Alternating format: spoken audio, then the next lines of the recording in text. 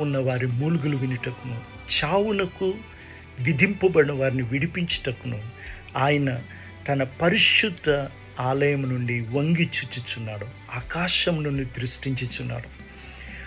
102వ కీర్తనలో 20-22 చూసినట్టయితే ఇది రాబోతున్న తరాలకి తెలియచేయటానికి దీన్ని రికార్డ్ చేయమని చెప్పాడు. Let this be recorded for future generations అని ఆ మాటను అక్కడ రాయబడి ఉన్నది.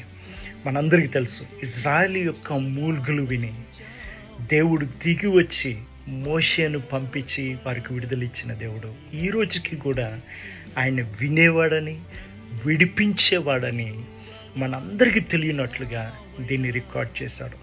నీవు నేను చేస్తున్న ప్రతి ప్రార్థనకు ఆయన వినికిడిచ్చేవాడు, విడుదలిచ్చేవాడు, జవాబిచ్చే మంచి దేవుడై ఉన్నాడు. ఆమేన్.